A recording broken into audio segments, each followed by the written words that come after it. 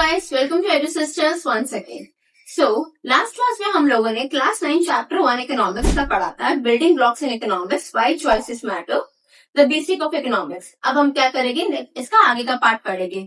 और जिन बच्चों ने इसका पार्ट 1 अब तक नहीं देखा है, डिस्क्रिप्शन में ऑलरेडी इसका लिंक मैंने दे रखा है। तो चलिए शुरू करते हैं।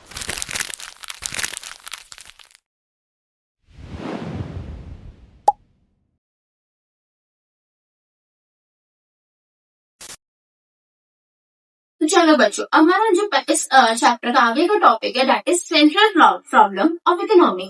तो बेटा जी, ये टॉपिक आप लोग के लिए बहुत इंपॉर्टेंट है। Consider it is as a 5 star question, and क्योंकि आपका 3 मार्क में भी आ सकता है एंड 5 मार्क में भी आ सकता है। तो basically central problem of economy actually में होता क्या है, इसका मतलब है क्या, आप लोगों ने अब तक ये तो पढ़ लिया था इसमें कि हमारे पास की क्या क्या इकोनॉमिक्स करते हैं, प्रोडक्शन, इसका प्रोसेस देखते हैं, डिस्ट्रीब्यूशन देखते हैं, कंजम्पशन देखते हैं। बट वेयर एज हम लोग प्रॉब्लम क्या है, हम प्रोड्यूस क्या कर रहे हैं, क्या आप लोग को ये पता है हम लोग क्यों प्रोड्यूस कर रहे हैं और हम लोग किसके लिए प्रोड्यूस कर रहे हैं। तो बेसिकली हमारी इकोनॉमी की प्रॉब्लम ही है ये, हमें सबसे पहले जानना ये पड़ेगा कि हम क्या प्रोड्यूस कर रहे हैं, क्यों प्रोड्यूस कर रहे हैं और हम लोग किसके लिए प्रोड्यूस कर रहे हैं। क्योंकि हमारे पास रिसोर्सेज लिमिटेड है और हम लोग की ह्यूमन वांट्स अनलिमिटेड है। तो व्हाट टू प्रोड्यूस, हमारा पहला चीज ये आती है कि इसमें देखते हैं कि हमें क्या गुड्स एंड सर्विसेज प्रोड्यूस करनी चाहिए और कितनी क्वांटिटी में। बेसिकली आप ये बात समझे कि हमें कितनी क्वांटिटी में क्या प्रोड्यूस करना है। एंड हम इसका, क्योंकि हमारे पास रिसोर्सेज बहुत लिमिटेड है, जैसे कि फूड, मेडिसिन, लग्जरी गुड्स। अब बीएमडब्ल्यू में हर रोज की 100 प्रोडक्शन निकाल दो, क्या आप लोगों को लगता है सब बीएमडब्ल्यू को कोई हर कोई खरीद लेगा? बेटा जी, कोई वैल्यू नहीं रहेगी फिर तो उस चीज की। हमें चीजें लिमिटेड ही प्रोड्यूस करनी पड़ेगी, तभी हमें पता लगेगा उसकी वैल्यू क्या है। अगर आप लोगों को मैं बोल दूं कि यहाँ पे जैसे कि अभी आप सबको एसएससी की न्यू वाली बुक मिलने में कितनी दिक्कत हो रही है, रिसोर्सेज कितने लिमिटेड पड़े हुए हैं और आप लोगों को बहुत ज्यादा दिक्कत होगी कि हमें नोट्स कहाँ से लिए, पढ़ाएगा कौन, कितनी दिक्कत हो रही है। तो हमें पता लगे ना प्रोड्यूस क्या करना है गवर्नमेंट को, इस टाइम पे आप लोगों की एनसीईआरटी की एसएससी की बुक्स। तो हमें पता लग गया है व्हाट टू प्रोड्यूस। अब हाउ टू प्रोड्यूस, हम प्रोड्यूस कैसे करेंगे, तो हमें देखना पड़ेगा कौन सा मेथड, कौन सी टेक्निक बेस्ट है। अगर मैं ब्लॉक प्रिंटिंग शुरू कर दूं, मतलब मैंने एक स्टैम्प पेपर लिया, एक जगह छापा और फिर मैंने फिर से प्रिंट कर दिया। जैसे कि हम लोग क्या करते हैं, आप लोगों ने देखा होगा आपकी जो बहुत बड़े बड़े प्रिंसिपल्स होते हैं उनके पास उनके नाम का स्टैम्प होता है, उन लोगों ने बार बार यही करना शुरू करा, मैंने स्टैम्प उठाई एंड देन फिर पेस्ट, स्टैम्प उठाए एंड देन फिर पेस्ट। अब ये तो बहुत मुश्किल मेथड है, अगर मैंने सारे लेटर हेड पे प्रिंट ही निकाले हैं तो मेरा तो काम आसान हो जाएगा। उसी तरह गवर्नमेंट अब क्या करेगी, देखेगी कि हमें किस तरह से काम करना है। या तो मैं इसको ऑलरेडी प्रिंट निकाल के रख दूं या फिर मैं उसको ब्लॉक प्रिंटिंग का मेथड यूज कर लूं। अब इसके 2 पार्ट आते हैं, labour intensive method and capital intensive method. बेटा जी, ये क्वेश्चन भी आपका 2 नंबर में आ सकता है, differentiate between labour intensive and capital intensive. Labour intensive का मतलब ये होता है कि इसमें आप लोग लेबर और का ज्यादा इस्तेमाल कर रहे हैं और मशीन्स का कम। जिस तरह के घर बनने में हम लोग क्या करते हैं, लेबर सबसे ज्यादा घर बना रहे हैं, दीवारें लेबर बना रहे हैं, रोबोट थोड़ी ना घर बना रहे हैं। लेकिन हमारे मशीनें कौन सी यूज होती है, जो हमारा सीमेंट मिक्स हो रहा होता है, आप लोग देखते होंगे, या फिर जेसीबी आता है घर तोड़ने के लिए। अब माना लोग घर तोड़ सकते हैं, बट जेसीबी जितनी जल्दी तोड़ देगा उतनी जल्दी घर थोड़ी ना तोड़ेगा। तो हमने चेक किया कि लेबर इंटेंसिव मेथड भी यूज करा जाता है और इंडिया में लेबर थोड़ी ज्यादा सस्ती है, तो हमें इजीली लेबर इंटेंसिव अच्छा लगता है, ज्यादा सूटेबल रहता है। कैपिटल इंटेंसिव, बेटा कैपिटल इंटेंसिव का मतलब क्या होता है, जिसमें हम लोग मशीन ज्यादा यूज करते हैं, टेक्नोलॉजी ज्यादा यूज करते हैं। जैसे कि जापान जर्मनी में इतनी डेवलप्ड कंट्रीज है और बहुत बहुत ज्यादा टेक्नोलॉजी का यूज किया जाता है। यहाँ हम लोग डोरेमोन शिनचैन देखते हैं, वो ऑलरेडी 21st सेंचुरी के बारे में बात कर रहे हैं, क्योंकि वहाँ पर ऑलरेडी इतने डेवलप्ड कंट्री है, वो लोग कितनी अच्छी एडवांस टेक्नोलॉजीज के बारे में बात करती है। हम लोग जो एआई आज यूज करते हैं वो लोग थोड़ा सा पहले से, हमसे पहले ही यूज कर रहे हैं। अब आता है फॉर होम टू प्रोड्यूस, हम किसके प्रोडक्शन कर रहे हैं।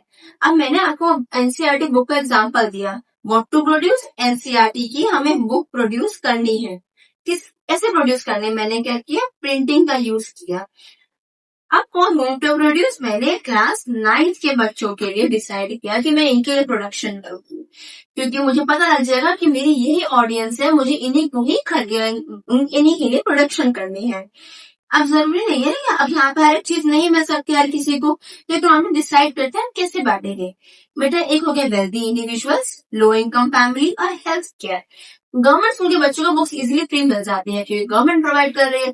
प्राइवेट स्कूल के बच्चों को नहीं मिलती because they are the wealthy individuals and वो लोग खुद खरीद सकते हैं। बेटा जी हेल्थ केयर, आयुष्मान कार्ड आप सबके पास सुना होगा जिसमें गरीब लोगों को easily health care facilities government provide करा देती है सस्ते में। आई होप आपको ये टॉपिक क्लियर आ गया होगा। बेटा जी topic consider it as a very very important topic. तो चलिए हम लोग नेक्स्ट टॉपिक पे आगे बढ़ते हैं जो कि है टाइप ऑफ इकोनॉमिक सिस्टम। हमने इकोनॉमिक्स पढ़ लिया, हमने आगे बहुत सारे टॉपिक पढ़ लिए। अब आता है इकोनॉमिक्स की सिस्टम क्या क्या है। अब बेटा जी हमारा ये टॉपिक जो बताएगा इसका पहला, अब 3 तरह की एक मार्केट होती है। मार्केट 3 तरह की इकोनॉमिक्स होती है, market economy, command economy and mixed economy. अब मार्केट इकोनॉमी क्या होती है जिसमें पूरा की पूरा कैपिटल के बारे में बात करी जा रही है। कमांड इकोनॉमी में हम लोग बात करते हैं सोशलिज्म के बारे में, और मिक्स इकोनॉमी मतलब इसमें प्राइवेट ओनरशिप भी रहती है, गवर्नमेंट भी रहती है, जिसमें दोनों के दोनों मिक्स रहेगी। अब बेटा जी इसको मैंने थोड़ा सा इजी वे में कर दिया आप लोगों का टॉपिक, आप देख सकते हैं एकदम डिफरेंशिएशन टेबल में मैंने डाल रखा है। तो मार्केट इकोनॉमी क्या होती है जिसमें हम लोग क्या पहला ओनरशिप का हमने पार्ट निकाला है, जिसमें उसमें क्या पता लगा है कि मार्केट इकोनॉमी में हम लोग प्राइवेट ओनरशिप रहते हैं। जैसे कि अब मुझे गवर्नमेंट ने तो कुछ पैसा नहीं दिया आपको पढ़ाने के लिए, मैं अपनी तरफ से पढ़ा रही हूँ, it is my private ownership में। मुझे कोई नहीं बता रहा है कि मुस्कान आपको ऐसे करना है वैसे करना है, और it is on my complete wish. तो right now I am in market economy. अगला क्या आता है कमांड इकोनॉमी। बेटा पब्लिक और स्टेट ओनरशिप, जैसे कि गवर्नमेंट स्कूल्स हो गए, इसमें पूरा की पूरा गवर्नमेंट रेगुलेट करती है। गवर्नमेंट बताती है कि आपको ये वाले टॉपिक्स पढ़ाने हैं, हर साल सीबीएसई का करिकुलम निकलते हैं कि आपको ये चीजें पढ़ानी है। वेयर मैं आपको चाहे तो सीयूटी की तैयारी में कराने में भी हेल्प करा सकती हूँ, मुझे किसी ने कोई कमांड नहीं दी। लेकिन अगर मैं गवर्नमेंट टीचर होती तो मुझे प्रॉपरली कमांड मिली होती कि मुझे 9th क्लास के बच्चे को इतना ही टॉपिक पढ़ाना है। मिक्स इकोनॉमी क्या हो गई, डुअल ओनरशिप, जिसमें मेरे प्राइवेट और पब्लिक दोनों के दोनों हेल्प करते हैं। मान लीजिए मैं एक गवर्नमेंट टीचर हूँ क्योंकि मैं स्कूल में उतना ही टॉपिक पढ़ा रही जितना मुझे गवर्नमेंट ने बोला है। वेयर मैं आप लोगों को अपनी तरफ से कुछ एडिशनल टॉपिक में बता रही हूँ। तो ये हमारा हो गया, मेरा मार्केट भी आ गया, गवर्नमेंट भी आ गया, तो मैं पढ़ाने लग गई मिक्स इकोनॉमी में, जिसमें प्राइवेट और पब्लिक सेक्टर दोनों के दोनों इंक्लूडेड होते हैं। अगला इसका टॉपिक क्या आता है प्राइमरी मोटिव। इनका मेन मोटिव क्या होता है प्रॉफिट मोटिव। अब बेटा जी इंडिविजुअल से ऑब्वियसली आप तो प्रॉफिट के बारे में सोचेगा। अगर आप लोग प्राइवेट स्कूल के बारे में सोच रहे हैं बेटा जी वो लोग प्रॉफिट भी तो कमाते होंगे ना। अगर मैं गवर्नमेंट स्कूल, क्या वो लोग प्रॉफिट कमा रहे हैं, क्या है प्रॉफिट मिलेगा, आप लोग कोई फीस नहीं देते हैं, कुछ भी ऐसे दे नहीं रहे। गवर्नमेंट सारा के सारा उसको स्कूल दे रहा है, इसलिए बहुत बड़ा डिफरेंशिएशन होता है प्राइवेट स्कूल और गवर्नमेंट स्कूल में, फैसिलिटीज डिफरेंट होती है। वेयर कुछ स्कूल्स ऐसे होते हैं जिनका प्राइवेट भी काम होता है, पब्लिक भी काम होता है, जैसे कि एनजीओ, कुछ एनजीओ को गवर्नमेंट फंड भी प्रोवाइड करती है और कुछ हम लोग भी उनको डोनेट कर देते हैं, तो वो लोग ज्यादा से ज्यादा लोगों की हेल्प कर पाते हैं। अगला है डिसीजन मेकिंग। बेटा जी इसमें डिसीजन क्या होगा, मैं सिटीजन ले सकते हैं। आप लोग मुझे कोई टॉपिक बोलोगे कि मैम हमें ये टॉपिक दोबारा समझा दो या फिर ये टॉपिक बता दो, या फिर मुझे कुछ भी करना होगा, मैं अपनी मर्जी से कर सकती हूँ, मेरे पूरा डिसीजन है अपने ऊपर। वेयर अगर मुझे गवर्नमेंट स्कूल में अगर मैं टीचर होती, मुझे कुछ भी करना होता तो मुझे पहले गवर्नमेंट परमिशन लेनी पड़ती। मैं अगर चाहूँ तो आप लोग की प्राइवेट क्लासेस कभी भी ले सकती हूँ। वेयर अगर मुझे गवर्नमेंट स्कूल में कुछ भी एक्स्ट्रा चीजें करानी पड़ती, कोई इवेंट ऑर्गेनाइज कराना पड़ता, पहले मुझे परमिशन लेनी पड़ती बहुत बड़ी सी, कि can I please do this work, if you allow only I can do that work. तो मेरा पूरा की पूरा हमारा कमांड इकोनॉमी में डिसीजन गवर्नमेंट के ऊपर डिपेंडेंट रहती हूँ। वेयर कुछ चीजें हमारी होती है मिक्स्ड इकोनॉमी में पूरी की पूरी मार्केट फोर्सेस और गवर्नमेंट दोनों के ऊपर डिपेंड रहेगी। जैसे कि अगर मैं बात करूं कि अगर कुछ चीजें गवर्नमेंट फंडेड प्रोजेक्ट होते हैं, उसमें हम लोग क्या करते हैं, कुछ चीजें गवर्नमेंट अपनी तरफ से देते हैं, बोलते ठीक है कुछ काम तुम अपनी तरफ से कर सकते हो, हमें कोई दिक्कत नहीं है। तो बेटा जी इस तरह की चीजें बहुत सारी हमारी होती ही होती है। अगला चीज प्राइस डिटर्मिनेशन। अब यहाँ पे क्या करा जाएगा, इसमें पूरे की पूरे डिमांड एंड सप्लाई पे वर्क करेंगे।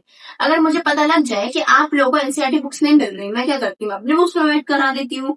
मैंने इसका प्राइस, अगर आप लोगों को एनसीईआरटी बुक्स फॉर एग्जाम्पल मिल रही है 400 रुपीज में, मैंने उसकी बुक को 300 में डिसाइड कर लिया, या फिर मैंने आपको हेल्प बुक दी थी 500 में with all the important question, तो मैंने अपने तरफ से प्राइस डिसाइड कर लिया, इसमें कोई कुछ नहीं बोल सकता।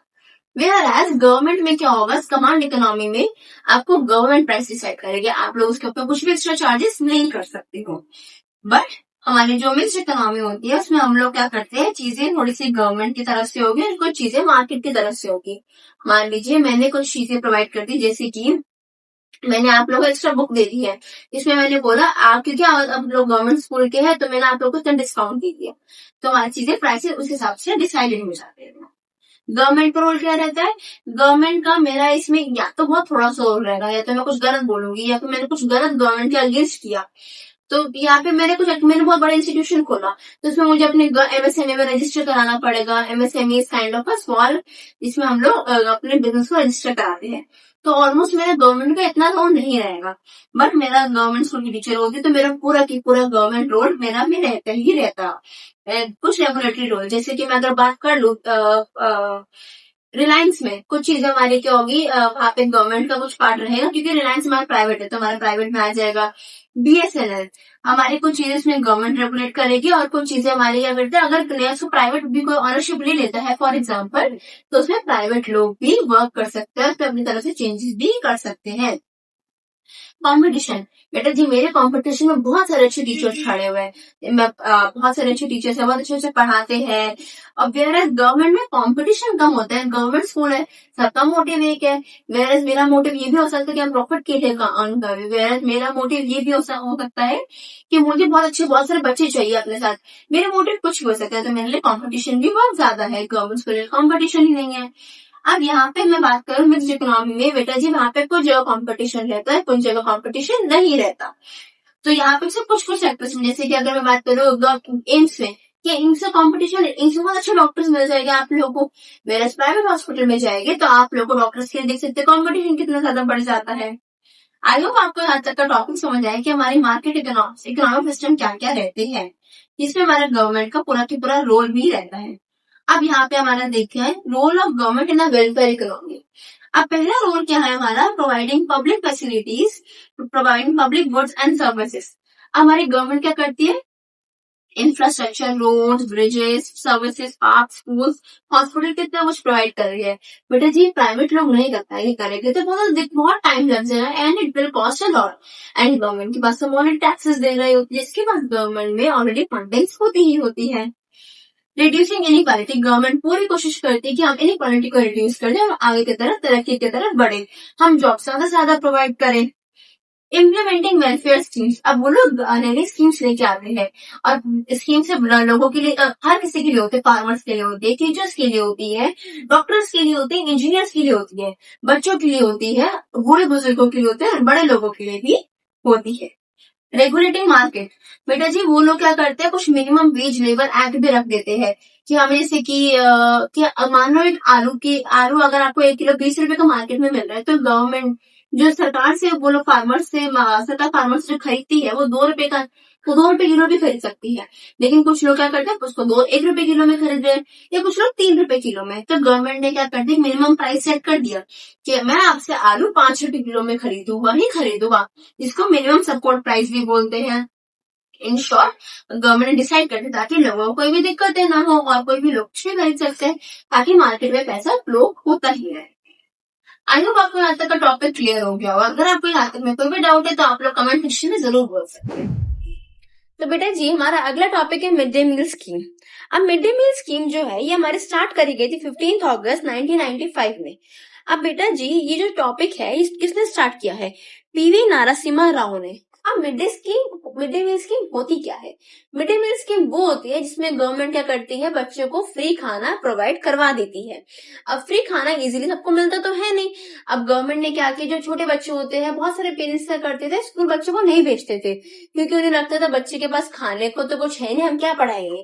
तो गवर्नमेंट ने सोचा हम क्या करते हैं, बच्चों को खाना प्रोवाइड कर देते हैं ताकि बच्चे ज्यादा से ज्यादा स्कूल आ सके, और जैसे ही वो लोग स्कूल आना शुरू करेंगे और हम क्या कर देंगे, हमारे बच्चे पढ़ने लग जाएंगे, खाना भी मिल जाएगा उनको। और आज के टाइम पे इस मिड डे मील स्कीम को बोलते हैं पीएम पोषण, जिसमें हम लोग क्या करते हैं, फ्री कुक्ड मील्स और गवर्नमेंट एडेड स्कूल्स हमारी चीजें प्रोवाइड करा देती है ताकि बच्चों को खाना मिल सके और ज्यादा से ज्यादा बच्चे स्कूल आ सके। इसका मेन ऑब्जेक्टिव ही यही रहता है, न्यूट्रिशन इंप्रूव हो सके, बच्चों ज्यादा से ज्यादा स्कूल आए और हमारा क्लासरूम हंगर खत्म हो जाए। एक्चुअली ये जो स्कीम थी बहुत टाइम पहले ही स्टार्ट कर दी गई थी, बट पीवी नारासिम्हा राव की वजह से ये स्कीम 15 अगस्त 1995 में लॉन्च कर दी गई है।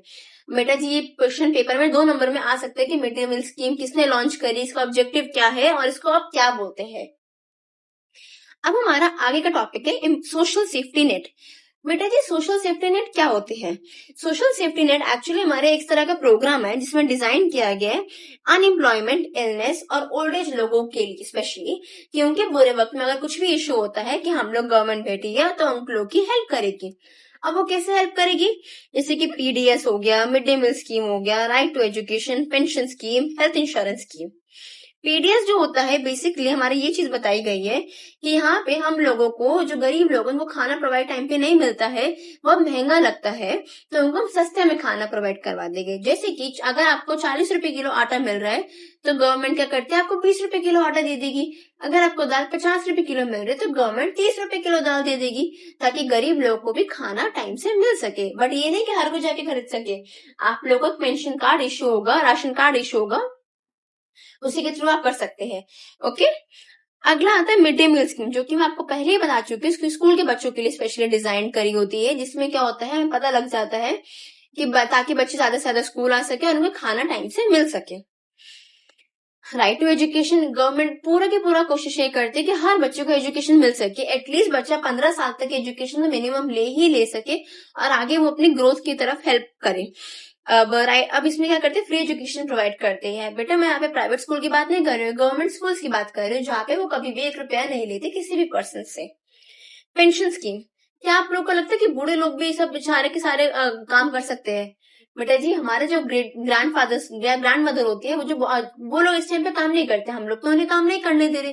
लेकिन जो बहुत गरीब लोग होते हैं, क्या उनके पास तो नहीं होता इतना पैसे कि वो क्या करेंगे, और उनके अगर बच्चे नहीं है तो वो पैसे कहाँ से लाएंगे? तो गवर्नमेंट क्या करती है, एक पेंशन स्कीम स्टार्ट कर रहे हैं, जिसमें हम क्या करते हैं, गवर्नमेंट उनको 2,000 रुपए महीना या फिर गवर्नमेंट उनको 2,500 रुपए महीना प्रोवाइड कराती है, ताकि उनको हर महीने इजीली पैसा मिल सके और वो लोग एटलीस्ट खाने लायक तो पैसा रख ही ले। साथ ही साथ एक हेल्थ इंश्योरेंस स्कीम भी जो गवर्नमेंट ने अभी स्टार्ट करी, that is Ayushman Bharat scheme. तो बेटा जी बीमारी तो किसी के साथ भी हो सकती है। अब तो इसलिए आयुष्मान भारत कार्ड हमारे गवर्नमेंट ने प्रोवाइड कराया, ताकि हर जो एक गरीब इंसान जो चीज है सब अपने कोई भी बीमारी को ठीक कर सके। जैसे कि ब्रेन ट्यूमर हो गया और हमारी चीजें हो गई, कैंसर हो गया। अब हम लोग तो अफोर्ड कर सकते हैं, क्या गरीब इंसान अफोर्ड कर सकता है? It is very difficult. अब ये क्यों करा गया? ताकि एक गरीब इंसान की भी डिग्निटी बनी रहे, सिक्योरिटी रहे उसे, और हाँ उसे क्या सब बेसिक सपोर्ट मिल सके, फूड के लिए, एजुकेशन के लिए, हेल्थ केयर के लिए, और उसे अपने बेसिक जरूरतों के लिए धक्के ना खाने पड़े। बेटा जी अगर सेफ्टी नेट्स नहीं होगी तो हम बहुत उनको बेसिक जरूरतों के लिए बहुत परेशानी होगी, उनको एक वक्त की रोटी के लिए भी कितनी दिक्कत होगी। हमें बहुत थैंकफुल होना चाहिए गॉड का कि हमें हर एक चीजें प्रोवाइड हो रही है, और हम लोग को इन सोशल सेफ्टी नेट का हमें इतनी ज्यादा यूज नहीं करना पड़ रहा है। अब अगला आता है हमारी कुछ स्कीम्स गवर्नमेंट ने दे रखी है, जैसे कि प्रधानमंत्री गरीब कल्याण अन्न योजना। इसमें क्या होता है, हमारी गवर्नमेंट ने फूड सिक्योरिटी प्रोवाइड करी है। कोविड-19 के टाइम पे 80 करोड़ लोगों की हेल्प करी है। हमें जिस तरह कोवैक्सीन मिल गई थी, गवर्नमेंट ने प्रोवाइड कर दी थी, जिसके हमने पैसे भी नहीं पे करे थे। और यहाँ तक कि कुछ लोगों ने, वेल्थी फैमिलीज ने प्राइवेटली लगवा ली है ये चीजें। बट हमने क्या किया, कुछ बहुत सारे लोगों ने गवर्नमेंट का वेट किया। मैंने गवर्नमेंट का वेट किया, गवर्नमेंट मेरे एरिया में कब आएगी, कब हमें कोवैक्सीन लगेगी।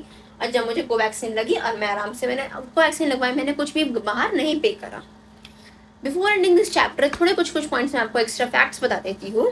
जैसे कि यूनाइटेड अरब भी एक तरह की प्रॉब्लम फेस करता है। माना वो वेल्दी है, माना वो इकोनॉमिकली रिच है, बट उनके पास पानी की कमी हमेशा रहती है। स्कार्सिटी जरूरी नहीं है सिर्फ पैसों के बारे में बात करी जाए, उनके पास रिसोर्सेज की कमी होना भी स्कार्सिटी माना जाता है। और कोई भी कंट्री, अगर मैं इकोनॉमिक्स के बारे में बात करूँ, कोई भी कंट्री प्योर मार्केट इकोनॉमी है ही नहीं। इतनी बड़ी कंट्री यूनाइटेड स्टेट्स, वो भी एक मार्केट बेस्ड इकोनॉमी में आती है। उसमें क्या करते हैं, गवर्नमेंट के रेगुलेशंस रहते ही रहते हैं। कोई भी गवर्नमेंट प्राइवेट ऑनरशिप पे नहीं रहती है। उसमें अगर गवर्नमेंट ग्रोथ चाहिए हमें कंट्री की, तो हमें क्या करना होता है, हमें बहुत गवर्नमेंट की हेल्प चाहिए, तभी हम लोग आगे बढ़ सकते हैं। अगर आपको यहाँ तक कोई भी डाउट हो, आप लोग कमेंट सेक्शन में जरूर टाइप करें। तो ये चैप्टर यहीं पे खत्म होता है। आगे आने वाले चैप्टर्स के लिए आप लोग क्या करें, एडू सिस्टर्स को सब्सक्राइब करें, लाइक करें, शेयर करें, एंड इस चैप्टर के नोट आपको डिस्क्रिप्शन में इजीली लिंक उसका मिल जाए।